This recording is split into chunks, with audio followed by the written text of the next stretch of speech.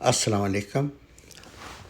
یہ جو میں آپ کو ان لوگوں کی داستانیں سناتا ہوں جن کو کہ موت بالکل قریب سے چھو کر نکل گئی، تاکہ آپ بھی ان کہانیوں کو سن کر کچھ سبق سیکھ سکیں۔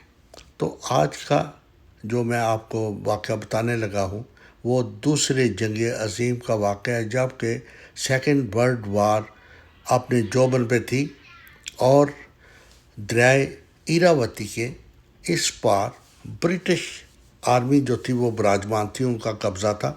دریائے ایراوتی کے دوسری طرف ایک اونچا پہاڑ، سرسبز پہاڑ تھا، اس کے پیچھے گھنا جنگل تھا، اور جہازوں کے سروے کے باوجود یہ برٹش آرمی اندازہ نہیں لگا سکی تھی کہ اس جنگل میں آرمی چھپی ہوئی ہے یا کوئی بھی نہیں۔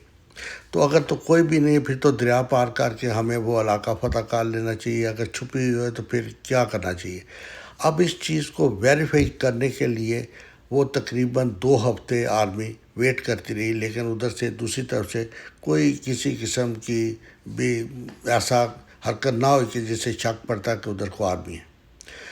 تو اب ان کا پیمانہ لبریز ہو چکا تھا۔ جو کمانڈنگ افسر تھا اسے کہا کہ لیٹس موو اینڈ چیک کہ ادھر کچھ ہے بھی یا نہیں۔ تو اس کے لیے انہوں نے چیکنگ کے لیے 8-10 کشتیاں تیار کی کہ یہ کل جائیں گی پرلے ادھر دوسری طرف اور چیک کریں گی، جا کے ریکی کریں گی کہ اس پہاڑ کے پیچھے کیا ہے۔ تو اب جو وہ کشتیاں ادھر کھڑی تھی ان میں ایک کشتی میں حوالدار عبدالرشید، اس کو کہا تم جاؤ، کیونکہ یہ سگنل کا بندہ تھا، ادھر شاید ضرورت پڑتی ٹیلیکس کی کو پیغام رسانی کی۔ تو جب وہ کشتی سٹارٹ ہوئی اور جانے کے لیے بالکل ریڈی تھی تو ایک نوجوان انگریز کیپٹن وہ دوڑتا ہوا اسے کہا، او havildar come out, I will go and lead this boat. تو حوالدار عبدالرشید کو اتار دیا گیا اور وہ کیپٹن جو تھا وہ اس کشتی میں سوار ہو گیا، کہنے لگا موو آن۔ تو وہ کشتی چل پڑی، اس کے پیچھے دوسری کشتیاں بھی چل پڑی۔ وہ کیپٹن جو تھا وہ بڑا اکڑ کے آگے کھڑا تھا، وہ یعنی کہ تو اب ہوا یہ جب وہ کشتیاں دوسری طرف کنارے طرف بڑھ رہی تھی تو عبدالرشید بڑا مایوس کھڑا ان کو دیکھ رہا تھا کہ دیکھیں بھائی، یہ اعزاز مجھے ملنا تھا، میں نے لیڈ کرنی تھی اتنی کشتیوں کی، یہ کیپٹن آ گیا، تو چلو کوئی بات نہیں۔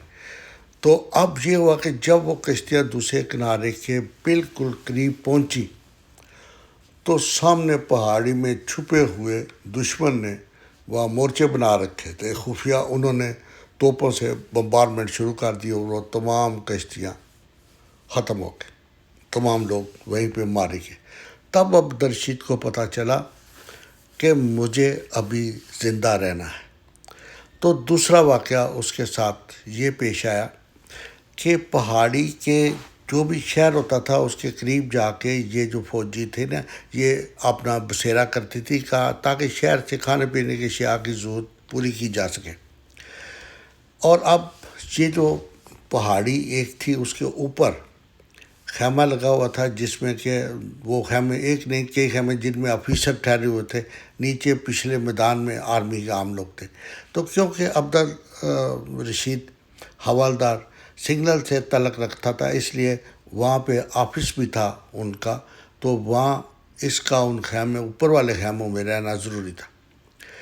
تو ایک دن یہ بیٹھا ہوا اپنے ساتھیوں کے ساتھ گپیں لگا رہا تھا کہ ایک کیپٹن انگریز وہ جیپ چلاتا ہوا آیا، اس کے ساتھ اس کا ڈرائیور بھی تھا، تو اسے کہا، او havildar come with me, we are going to city to bring something, بیٹھو پیچھے۔ تو وہ کچھ سامان لینے جا رہا تھا سٹی، تو اس نے کہا تو حوالدار عبدالرشید پچھلی اس جیپ میں بیٹھ گیا، اس نے ڈرائیونگ شروع کی۔ تو پہاڑی علاقہ تھا، وہاں سے جیپ اتنی تیزی سے وہ چلا رہا تھا کہ عبدالرشید کو پکڑنے کے لیے کچھ چیز نہیں مل رہی تھی، وہ کبھی دائیں گرتا کبھی بائیں گرتا، اسی طرح وہ جھٹکے کھاتا ہو جائے۔ ایک دفعہ اسے اتنا زور کا جھٹکا لگا کہ وہ جیپ سے نیچے گر گیا، اور نیچے گر گیا، اسے 2-4 کلا بازیاں کھائیں اور اٹھ کے کپڑے جھاڑتا ہوا اٹھا، دیکھا تو سامنے جیپ نہیں تھی۔ وہ بھاگتا ہوا گیا تو دیکھا جیپ گہری کھائی میں گر چکی تھی اور نیچے گر کے اس کو آگ لگ چکی تھی۔ اس سے ثابت ہوتا ہے کہ انسان کی موت کا ایک دن متعین ہے، اس سے پہلے انسان مر نہیں سکتا۔ اللہ حافظ اینڈ گڈ لک۔